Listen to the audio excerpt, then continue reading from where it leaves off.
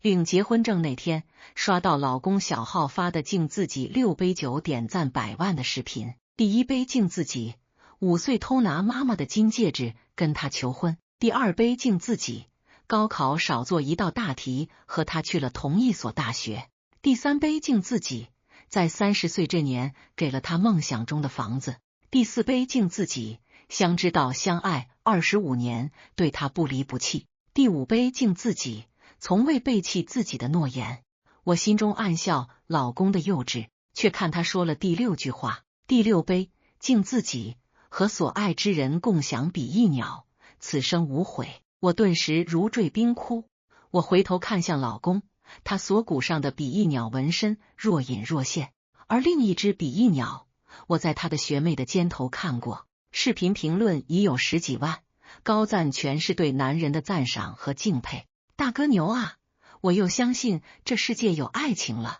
24年只爱一人，我特么4个月就被出轨了，哭惹。羡慕你老婆，这样的男人去哪儿领啊？殊不知他们羡慕的那个女人正攥着手机指尖发抖。我再次点开了孟晚晴的朋友圈，肩头的比翼鸟清晰可见，文案也满是浪漫。和所爱之人共享比翼鸟，怎么不算相伴一生呢？泪水滴滴落在屏幕上，我终于压抑哭了出来。顾长洲正神秘微笑看着手机，扭头见我眼眶通红，他表情有些不耐。又在看什么毒鸡汤？我对你不好吗？因为你吃醋，孟晚晴都被我调到外地了，小姑娘一人在异国，也不知道。我攥着手机的手指发白。我从未怀疑过顾长洲对我的真心，直到半年前闺蜜聚会太晚，我让顾长洲来接，亲眼看见孟晚晴从顾长洲的副驾驶上下来，手中还拿着一袋饼干。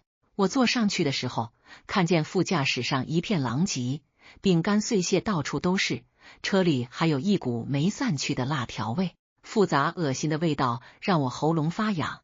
随手从包中拿出一颗润喉糖，我刚拨开糖纸，顾长洲看到后却立马变了脸色，眼神凶狠地冲我大吼：我说了多少次不要在车上吃东西，你怎么就记不住？我忍着怒意开口，车里味道太大，我嗓子难受开窗，再吃一口就滚下车。后视镜中，孟晚晴似笑非笑地看着我，目光中带着我不喜的得意，开口却是委屈不安。她嚼着饼干说道：学长，你对嫂子好严厉啊，我好怕。我也不吃了，对不起学长，你别凶我。QAQ。 顾长洲却秒变了脸色，宠溺地递给他一瓶水。你和他不一样，你还是小孩子呢，正在长身体，况且你还晕车，吃点东西对肠胃好，别噎到了，喝点水。这个车里我好像才是那个外人。许是看出我的介意，送回孟晚晴后，顾长洲耐心哄道：孙菲菲，你别多想。导师托我顺路送她回家，她晕车不舒服，我就让她坐前面吃了点东西。她就是个小姑娘，跟我妹妹似的，我俩能有啥事？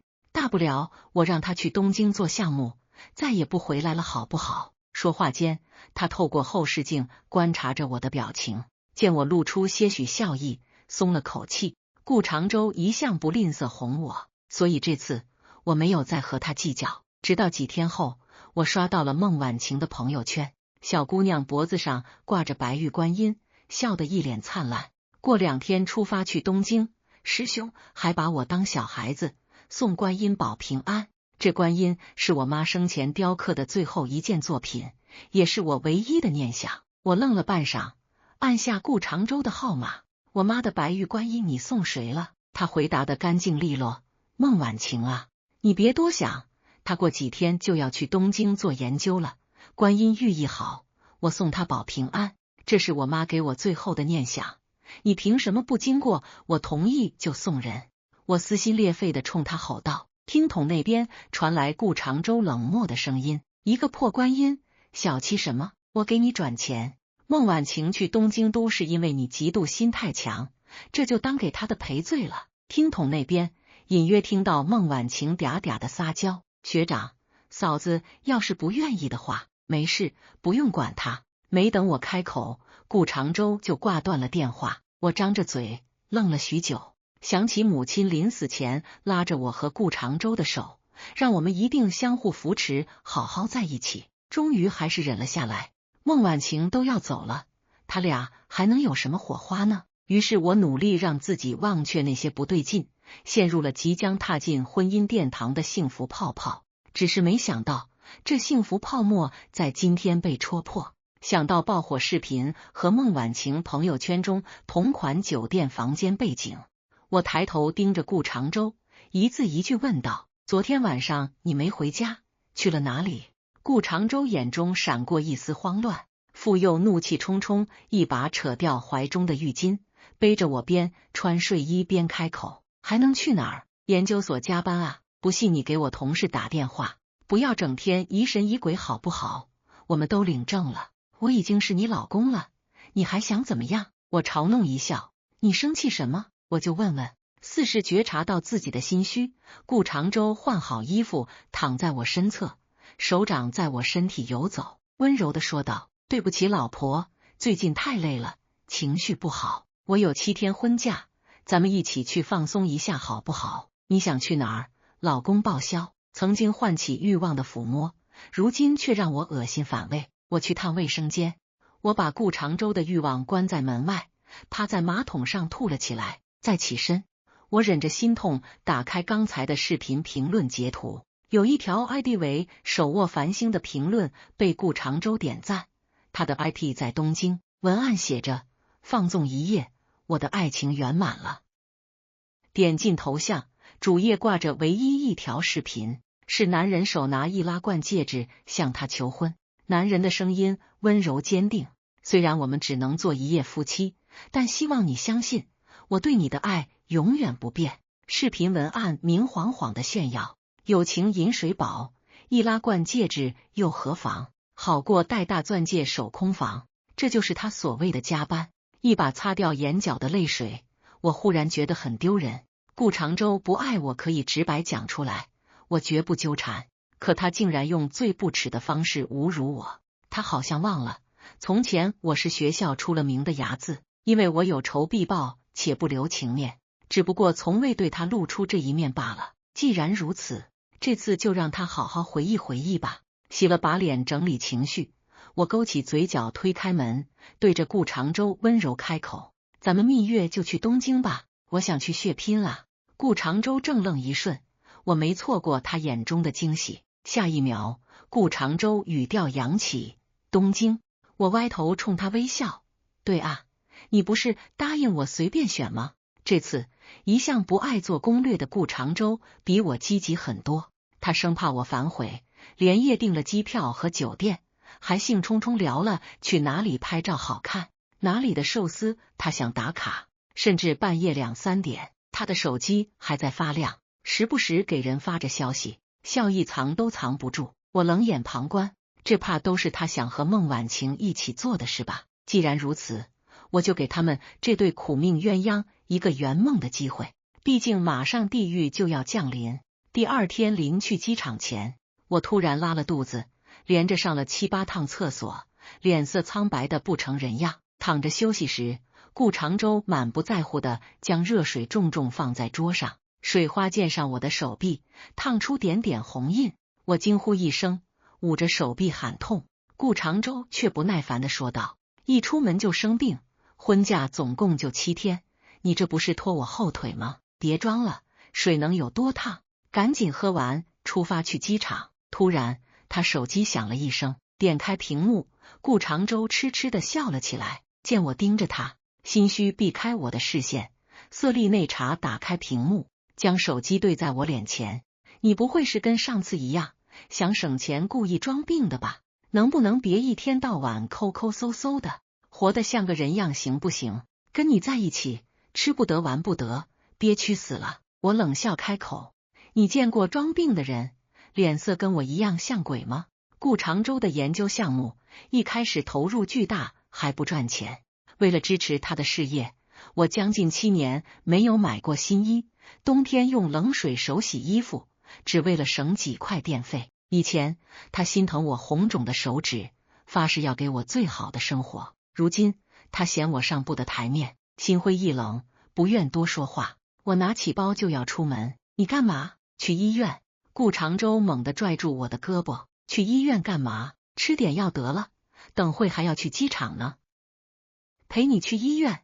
飞机都要赶不上了。我冷笑地瞥他一眼。你可以自己去啊，反正我必须要去医院。还是说……我顿了一下，你希望我死在飞机上，好娶新媳妇？顾长洲脸色一变，急切开口：你胡说什么？我这不是怕浪费钱吗？机票和酒店都不能退，加一块好几万呢。他冲我惨笑一声，迟疑说道：老婆，要不这样，我先去给你踩点，提前看看哪里好吃好玩，你呢，就放心去看病，保证等你到日本后，我给你安排的明明白白。看着眼前和我相伴25年的男人，我们见证了彼此的不堪与成长，我还是怀了一丝期待，问他：顾长洲，我真的很不舒服，你可不可以陪我去医院？东京。我闭了闭眼，缓缓开口：就不去了吧。空气里的平静让人窒息。顾长洲沉默半晌，终于开口：这可是咱俩的蜜月，怎么能不去呢？我去东京给你准备惊喜好不好？打的车到楼下了，我先去机场了。哈，孙菲菲，等你哦。他拉着行李箱落荒而逃，生怕我喊他回来。我却艰难扯了扯嘴角，踉跄起身上了出租。去机场，我的确在装病，只不过不是为了省钱，而是为了给顾长洲和孟晚晴创造更多见面的机会，所以订了比他晚10分钟的班次。坐在飞机上闭目养神，我又回想起昨夜趁顾长洲睡着后翻看他手机的内容，那条100万播放的抖音小号里私信千万条，他唯独和手握繁星拥有恋人的小火花，已经绑了145天，两人过往的聊天内容暧昧风骚，这就是他们的恋情记录手册。我要去日本度蜜月，还想再见你一面。孟晚晴，你告诉我，责任和爱情，我真的只能2选1吗？很快，孟晚晴便给出了回复。可那晚我们的确很圆满，对不对？我也想你，爱你，可你已经是别人的老公了，学长。聊天的最后一句话是孟晚晴发来的消息。好，那我们再见最后一面。这么感天动地的一对恋人，我必须要让全网看到他们的爱情啊！飞机刚落地，我就开了某音直播，标题6杯酒男女主曝光，恋爱日程实时直播。接着实时转播我放在顾长洲领扣上微型摄像头的画面。果不其然，顾长洲和孟晚晴两人根本按捺不住自己，还在出租上，两人就亲得难舍难分。好想你，孟晚晴宝贝，孙菲菲生病来不了，这是上天为我们创造的机会。学长，我爱你，那我们就再当一次夫妻。激情又暧昧的声音传来，直播间人数也在短短几分钟激增到了100万。什么情况？这声音的确是男主，所以这是秀恩爱来了。卧槽，这对话不对劲啊！我出轨的前任和小三就这么聊天？我不信，一定是男主和老婆在 cosplay。弹幕五花八门，什么都有。我则用力捂住嘴，指甲狠狠嵌入掌心，跟着顾长洲手机上的定位，一路走到了本该属于我和他的蜜月酒店房门口。我强忍着激动敲响了房门。谁啊？不要服务啊！里面传来孟晚晴难耐的呻吟。我是孙菲菲。这句话出口后，房间内突然变得寂静。过了好半天，我等的都不耐烦了，顾长洲才一脸潮红的打开房门。老婆，你不是去医院了吗？怎么这么快就来了？他尴尬的询问。孟晚晴则在他身后裹着浴巾，冲我弯起嘴角。嫂子，不好意思，我接学长时衣服脏了，就来洗个澡，我们什么都没有的，你千万别误会，学长真的好爱你。没事，既然来了，一起拍个视频吧。我冷静地打断他的话，当着他们的面打开了敬自己6杯酒挑战。两人当即大惊失色。不拍了，我还有事该走了。孟晚晴开口就想离开，却被我死死拉住胳膊。别急啊，都是自己人，拍一个玩玩嘛。还是你俩做了什么亏心事不敢玩？许是我的平静太过瘆人，孟晚晴和顾长洲终究还是坐在了房间里，将镜头对准我们。我倒满一杯水，敬了自己6杯。第一杯，敬自己25年始终如一，忠诚以待，爱他，嫁给他。第二杯，敬自己为爱奋不顾身，牺牲事业，毕业即当家庭主妇。第三杯，敬自己在家里发现了易拉罐戒指。说着，我从身后拿出了顾长洲藏起来的易拉罐戒指。顾长洲猛地起身，不顾镜头里的形象来抢我手上的东西。你哪找到的？还给我！我站起身，将戒指反面对在屏幕前，那上面刻了几个清秀的字：顾长洲，孟晚晴永远相爱。顾长洲被我的动作打得措手不及，等他把戒指抢回时，看了一眼正在直播的手机屏幕，脸色刷得惨白，因为我的直播从下飞机就没关过，现在直播间内人数直破300万大关，实时热度第一，弹幕也炸翻了天，大反转啊！所以6杯酒男主纯渣男啊！谁发现浴巾女肩头的比翼鸟了？好恶心！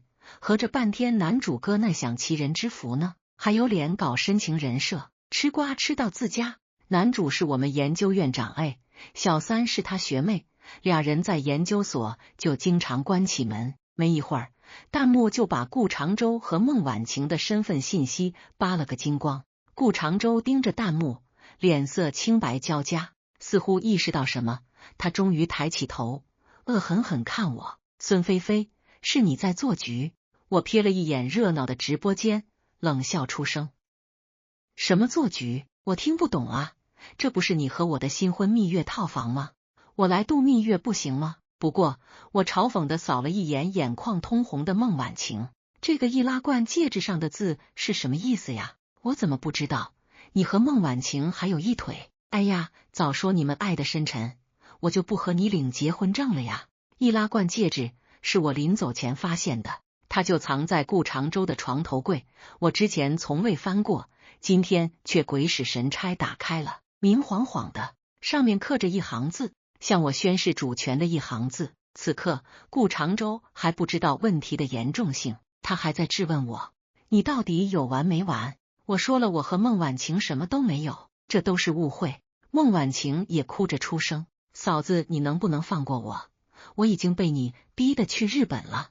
为什么？我挑眉，既然是误会，那解释清楚啊！我有的是时间，来吧，解释吧。顾长洲一时语塞，终究破防骂了一声，接着伸手要拿手机关直播，可我却护得紧。别急啊，我还没敬完呢。说罢，我对着镜头继续喝了3杯酒。第4杯，敬自己在领证当天就发现老公出轨，体验到婚姻过山车。第5杯，敬自己在蜜月第1天就抓到丈夫和小三开房。第6杯，敬自己有割下25年情谊，离婚重启人生的勇气。下一秒，弹幕炸开了锅。卧槽，反转这么大吗？不会是在起号吧？姐姐好勇，我支持你。真不是有什么误会吗？当初6杯哥可把我们感动坏了啊，眼里的深情做不了假。看着弹幕中还有对我的支持，我心里一阵温暖。顾长洲却震惊地看向我，你说什么？我眼眶微红，看着顾长洲却没有感情流动。我说，离婚吧，我放你追爱。顾长洲声音颤抖，可我们才领证啊，孙菲菲，你为什么要这样伤害我？对呀，嫂子，这一切都是误会。呜呜，学长真的很爱你的。看他俩演的逼真，我气急反笑。误会？难道这易拉罐戒指是我编的？还是说领证前那晚是我夜不归宿？看着他们2人身上的纹身，我终究是没忍住。还是说，你们身上的比翼鸟是我逼着纹的？他们2人被我一句句对得无话可说，眼神心虚的闪烁着。但片刻之后，顾长洲突然镇定下来，他瞥了一眼屏幕，又转头深情看我。孙菲菲，这真的是误会，我没想到你会因为嫉妒做到这种地步。事到如今，我只能告诉你真相了，我和孟晚晴真的什么都没有，之所以和他见面，都是为了给你惊喜啊。顾长洲说这话时，表情太过深情，以至于我差点都要信了。可不到3秒，我就明白了，顾长洲是见舆论都偏向我，担心自己事业受损，撒谎骗人呢。不愧是能当上研究院长的高材生，仅凭一句话就让直播间舆论瞬间反转。我就知道六杯哥绝对爱老婆，这惊喜不就来了吗？大姐格局真低，人家和师妹聊聊天都不行了，以为她老公是人民币呢，谁都爱，还得是六杯哥啊！我碰到控制欲这么强的老婆早崩溃了。看着弹幕一条条划过，我皱紧了眉头。而孟婉晴在和顾长洲对视一眼后，立马扑通跪在地上，双眼通红如小鹿一样看我。嫂子，我们真的什么都没有。顾长洲学长说你们蜜月，让我帮他规划路线，陪他给力买礼物。在国内你就污蔑我，被赶到国外你又全网直播侮辱我是小三，我还怎么活下去啊？话音一落，孟婉晴猛地起身就要往墙上撞，被顾长洲眼快拦住后，他跌坐在地，哭得凄惨。我还没谈恋爱呢，以后可怎么见人呀？顾长洲学长，我怎么办呀？顾长洲将他温柔地拥入怀中，看向我时满脸愤懑。你有完没完？说我就算了，孟婉晴一个小姑娘被你这样侮辱，以后还怎么成家？赶紧把直播关了。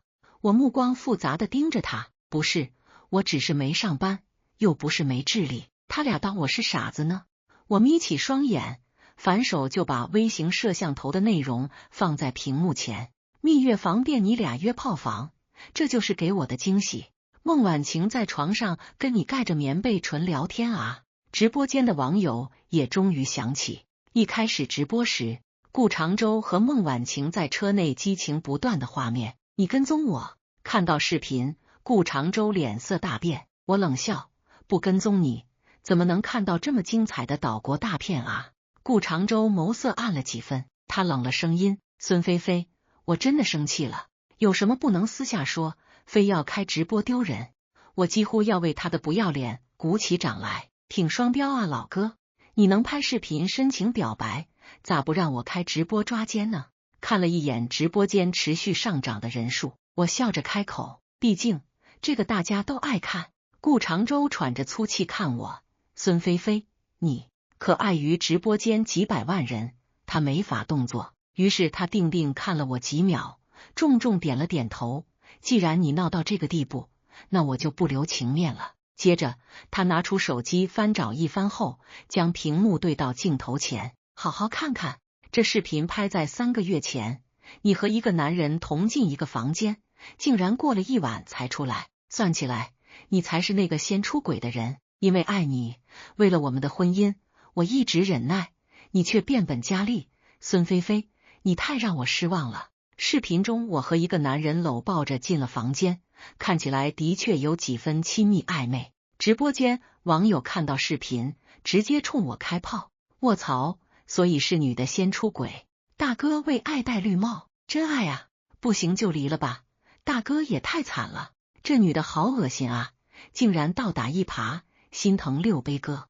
这些话如利刃一样，一刀刀刺入我心间，我的眼眶顿时红了起来。那边顾长洲还在得意洋洋，是你先出轨，我发现你出轨悲伤痛苦，还是有了孟婉晴的安慰，才慢慢走了出来。孙菲菲，你太贪心了，从5岁第一眼见到你，你想要什么我都会满足，房子、婚姻、陪伴，为什么你还要背叛我？我可以不和你离婚，但你要赔偿孟婉晴精神损失费。我失望地看着眼前的男人，他眼中全是急于为自己开脱的欲望，终于对他的人性彻底丧失了希望。事到如今，我终于释然，于是走到门口打开房门，我缓缓开口，进来吧。那视频中的男人身着一身帅气西装，将我狠狠抱在怀中，恶狠狠地看向顾长洲，你这个渣男，孙菲菲和你在一起倒8辈子血霉，烂黄瓜真恶心。一瞬间全场安静，因为她的声音娇俏可爱，显然是个女人。顾长洲双眼瞪得如灯笼，显然没想到这竟是个女人。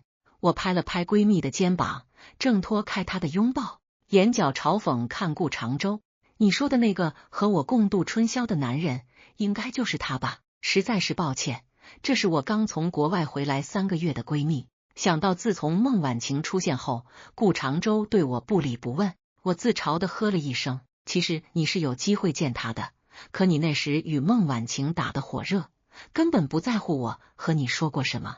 闺蜜也狠狠瞪着顾长洲，当年孙菲菲成绩比你好太多，研究院邀请的也是她，是你求她把名额让给你，还让她毕业就当家庭主妇照顾你。现在你开始卸磨杀驴了，还敢诬陷她出轨？没有她能有现在的你吗？顾长洲被闺蜜对得步步后退，最后接受不了，大吼一声：“你别说了，这都是我凭本事得来的。”她猩红双眼看着我，表情狰狞可怕。你在家待着好好的，为什么要来？我冷冷看着发疯的她，还有角落里嘤嘤哭泣的孟晚晴，冷笑一声：“当然是为了给你一个惊喜。”紧接着，我将头扭向摄像头，顾长洲和孟晚晴的聊骚记录已经在我主页了，抓紧看哦，尺度太大，被封就找不到了。话音刚落，直播间就被封停了。角落里的孟晚晴发出惊声尖叫：“啊！顾长洲学长，他主页全是咱们2个人聊天记录。”什么？顾长洲一把夺过孟晚晴的手机，刷了几下后，脸色变得铁青，他红着双眼，森然开口：“孙菲菲，你怎么敢？你找死！”我悠悠看向他：“你敢做，我为什么不敢发呢？”他猛地伸手要来抢我的手机，孟晚晴也连忙起身要帮忙，被我闺蜜拦住：“给我删了！不可能，我要让你和孟晚晴火遍全网呢。”他们2人不止在抖音聊天，平常更是会随时随地聊骚发视频语音，尺度大到惊人。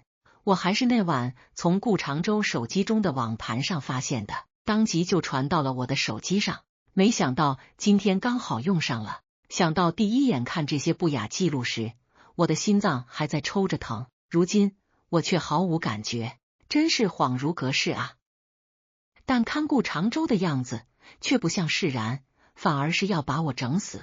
他下手极其狠，指甲在我胳膊上挖出7、8道血痕，我却将手机稳稳护在怀中。见夺不到手机，他阴恻恻地看我一眼：“你不让我活，那就死吧！”忽然拿起手边的烟灰缸，这一刻，我看着他似笑非笑：“顾长洲，你完了！”在他砸我的前一秒，酒店大门应声打开，一群警察将他扑倒在地。咔嚓，我将这一幕拍了下来，不顾身后顾长洲和孟晚晴的咒骂，扶着闺蜜离开了酒店。连夜回到京海后，我第一时间联系离婚律师，将所有证据提交，诉求是要顾长洲净身出户。踏着月色回到家中，却看到顾长洲他妈早早等在门外。见我出现，他露出不满神色：“孙菲菲，你赶紧去警局把顾长洲捞出来，这些年没有顾长洲养你，你早去要饭了。你俩谈恋爱那会我就不同意，你那哭丧脸根本没福气，还是顾长洲求着让我们答应。你现在玩腻了，把我儿子甩了，凭什么？”解释的话语突然堵在了口中，我眼圈乌青，冷漠地看着他：“你在说什么，阿姨？”顾长洲作为院长，却帮孟晚晴学术造假，伪造13篇上刊论文，他犯法被抓，关我什么事？是了，我在顾长洲电脑中查到他帮孟晚晴学术造假的罪证，去日本之前就交给了警察和研究院管理层，如今顾长洲正一身官司，难以脱身呢。顾长洲妈妈闻言立马涨红了脸：“你胡说八道！”我不理他，继续说道：“况且顾长洲出轨犯贱，净身出户，这是天经地义的，你要不服气就去法院告我。”顾长洲他妈明显接受不了这种打击，竟然伸出手就要打我，我一把将他推到地上，心中绷着的弦终于断了。动手是吧？难怪你儿子故意杀人未遂，就是跟你学的吧？给你看看你儿子是个什么样的禽兽。说着，我就拿出提前打印好的顾长洲和孟晚晴聊骚的纸质记录，天女散花一样扔在地上。不少邻居都捡起来看，八卦的讨论声传入我的耳朵。天哪，没想到顾长洲平日里是宠妻狂魔，背地里竟然干这种事啊！哎呦呦，孙菲菲这小姑娘天天在家洗衣做饭，顾长洲这样乱搞啊，真是太恶心了。有邻居心疼我，帮我挡着他妈。这一次我终于成功开门，回家好好的睡了一觉，不知睡了多久，被一阵开门声吵醒。是顾长洲被保释回来了，只是1天没见，他却沧桑了不少，整个人看着老了10几岁。开口第一句就让我讨厌，这也是我家，你凭什么不让我妈进来？我冷笑一声，我起诉离婚，你净身出户板上钉钉，所以这还算什么你家呢？况且我不怀好意的扫了他一眼，你不是挺喜欢和孟晚晴睡研究院吗？不如带你妈也去感受一下呀。顾长洲想争辩，嘴角嗫嚅半天，还是没有开口。突然他红了眼眶，深情款款看我，孙菲菲，我不懂，我和你认识25年，曾经当着你妈许下娶你的诺言我也实现了，就算我中间爱上了孟晚晴，但还是坚定的和你结婚，从来都没放弃过你，你为什么要这样伤害我？他说的太理直气壮，我甚至怔愣了几秒，最后终于发现顾长洲是真的认为自己对我不错。我嘲讽的开口，顾长洲，你不会觉得自己很伟大，做了很大的牺牲吧？你不爱我大可说出来，我也不是非你不可，离了你就不能活，但你偏偏既要又要，对我装深情，又跟孟晚晴玩浪漫，你太恶心人了。顾长洲愣愣的看着我，艰难开口，可我对你尽职尽责，也是，你怎么知道我就一定要踏入婚姻呢？我打断他的话，冷漠的说道，没有爱的婚姻于我而言就是牢笼，你将我困在牢笼里，还想让我感激你吗？话说得如此直白，顾长洲也终于深深垂下了头。你出轨走了错路，解决方法有很多种，你却选择用我的未来人生买单。顾长洲，你太自私了，我和你早在你变心那一刻就彻底结束了，这婚本就不该结。最后顾长洲带着他妈离开了家门，我也没再关心他的去处。不过他和孟晚晴的事迹却在几天内传遍了大江南北。可笑的是，孟晚晴竟然还有脸从日本回来开直播说自己是无辜的，一切都是我在自导自演。好在网友个个都是福尔摩斯，他们抽丝剥茧，找到很多不少顾长洲和孟晚晴同款亲密的照片。研究院的工作人员也愿意证明他俩的不正当关系。孟晚晴被网友骂得狗血喷头，走在路上都有人对他丢菜叶鸡蛋，一时间人人喊打。1周后，法院判决顾长洲净身出户，领取离婚证书。这一天，顾长洲突然跪在我身侧，孙菲菲，能不能给我一个机会原谅我？我知道错了，我对他只是新鲜感，我对你才是爱，你让我好好弥补。我吓得抬腿就走，老子好不容易甩掉这个烂黄瓜，没理由再回收垃圾了啊！于是我连夜离开京海，带着卖房的钱出国深造。而顾长洲学术造假又闹了这么大的桃色绯闻，早就被研究院辞退了。至于孟晚晴，则在上热搜没几天后被网友扒了个底朝天。她看似清纯可人，实际却靠男人们包养。顾长洲只是她无数男人中的一员。这次网络曝光，直接让她的男友们相认，大家这才发现自己都是绿毛龟。细细一算，为孟晚晴花了几百万。于是孟晚晴再次进了法院，不过这次是被男友们起诉骗钱。后来她因没钱还款，成为了老赖，白天打零工，晚上站街。不过这些都与我无关了。我考上了国外 Top 3大学的物理研究生，捡起了自己的事业，生活蓬勃向上，一切都幸福的刚刚好。